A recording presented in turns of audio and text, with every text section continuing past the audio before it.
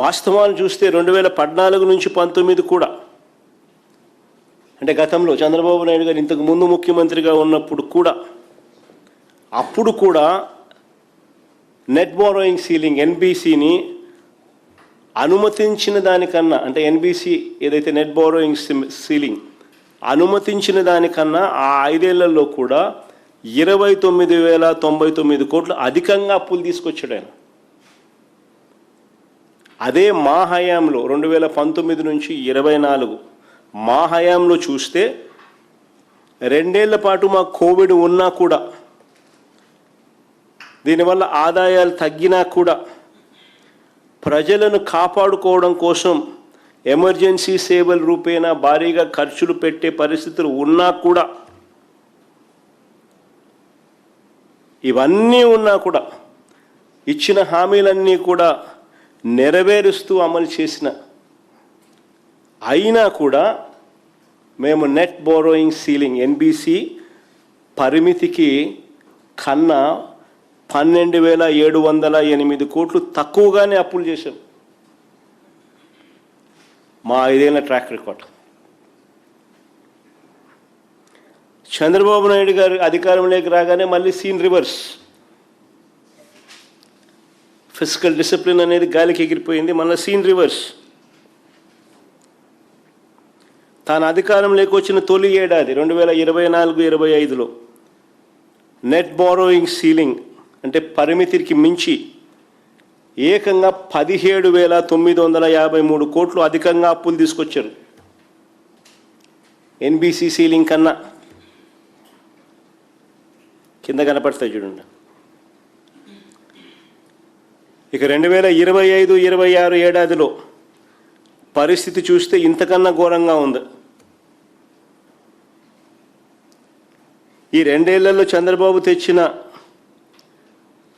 అప్పులు ఒకసారి గమనిస్తే, చంద్రబాబు నాయుడు గారు తెచ్చిన అప్పులు, కుదుర్చుకున్న అప్పులు, వీటి గ్రాస్ అప్పులు, వీటికి సంబంధించిన గ్రాస్ అప్పులు ఎంత అని చూస్తే 3,20,000 కోట్లు దాటాయి.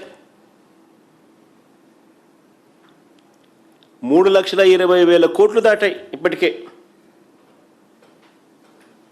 మా 5 ఏళ్ల పీరియడ్లో కూడా మేము తీసుకొచ్చిన అప్పులు 3,31,000 కోట్లు అయితే, ఈయన తీసుకొచ్చిన అప్పులు, ఈయన కాంట్రాక్టెడ్ అప్పులు గ్రాస్గా చూస్తే 3,20,000 కోట్లు దాటాయి. ఇదిగోండి ఏమేమి కార్పొరేషన్ నుంచి ఎంతెంత అప్పులు తాను కాంట్రాక్ట్ చేసినాడు, ఎంతెంత అప్పులు దాన్ని తీసుకొచ్చినాడు, అన్నీ కూడా ఈ టేబుల్లో పొందుపరచడం జరిగింది. వీటికి అన్నిటికీ కూడా జీవోలు కూడా ఉన్నాయి.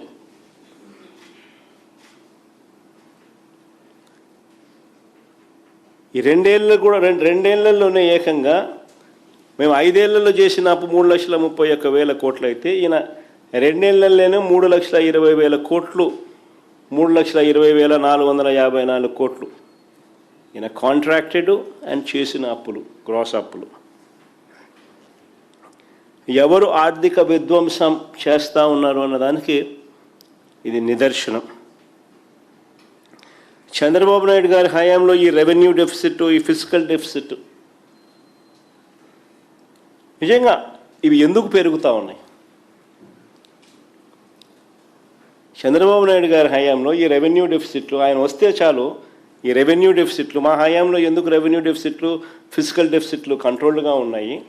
ఎందుకు చంద్రబాబు నాయుడు గారు వస్తూనే రెవెన్యూ డెఫిసిట్లు, ఫిజికల్ డెఫిసిట్లు ఎందుకు పెరుగుతూ ఉన్నాయి? ఫిజికల్ డెఫిసిట్ అంటే అప్పు ఎందుకు పెరుగుతూ ఉన్నాయి? రెవెన్యూ డెఫిసిట్ అంటే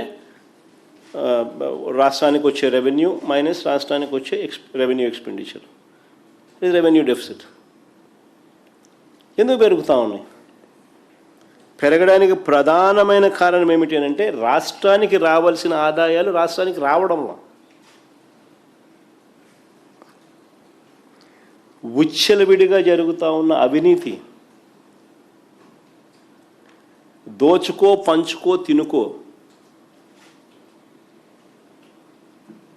అందరూ జాయింట్గా రాష్ట్రాన్ని దోచుకుంటూ ఉన్నారు కాబట్టి రాష్ట్రానికి సంబంధించిన ఆదాయాలు పెరగడంలా.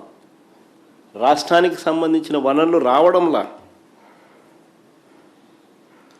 చంద్రబాబు నాయుడు గారు, ఆయన బినామీలు, ఆయన పార్టీ ఎమ్మెల్యేలు, ఆయన ఎల్లో మీడియా సహచరులు దోచుకో పంచుకో తినుకో పరిస్థితిలో ఏకంగా ఇసుకను వదలడంలా, మట్టిని వదలడంలా, సిలికాను వదలడంలా, క్వార్ట్స్ను వదలడంలా, లాటరైట్ను వదలడంలా, గ్రనైట్లను వదలడంలా, లిక్కర్ వదలడంలా, లిక్కర్ మాఫియా నడుస్తూ ఉంది, భూములు వదలడంలా, అధిక రేట్లకు పీపీఏలు,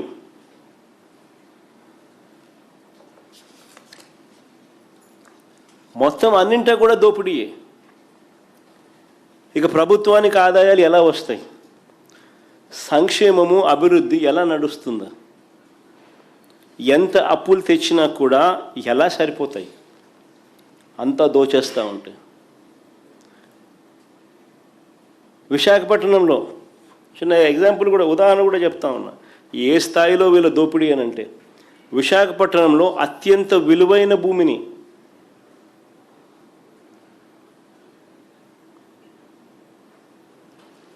54 ఎకరాలు 5,000 కోట్లు విలువ చేసే భూమి ఏకంగా చంద్రబాబు నాయుడు గారు ఏకంగా దగ్గరుండి ఆయన సమీప బంధువుకు కట్టబెట్టే కార్యక్రమం చేస్తే రాష్ట్రానికి ఆదాయాలు ఎలా వస్తాయి?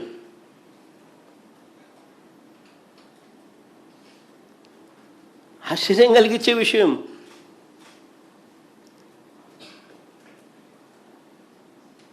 రియల్ ఎస్టేట్ కంపెనీలకు, చెనిక్కాయలకు, బెల్లానికి అతి తక్కువ రేటుకు భూములు ఇస్తా ఉన్నాడు. భూములు ఇవ్వడమే కాదు, వాళ్ళు కన్స్ట్రక్షన్ చేసిన దాంట్లో 2,000 రూపాయలు పర్ ఎస్ఎఫ్టీకి ఎదిరిస్తాడంట. ఈయన ఎదిరిస్తాడంట. రాష్ట్రానికి ఆదాయాలు ఎలా వస్తాయి ఇలాంటి స్కాములు జరుగుతూ ఉంటే?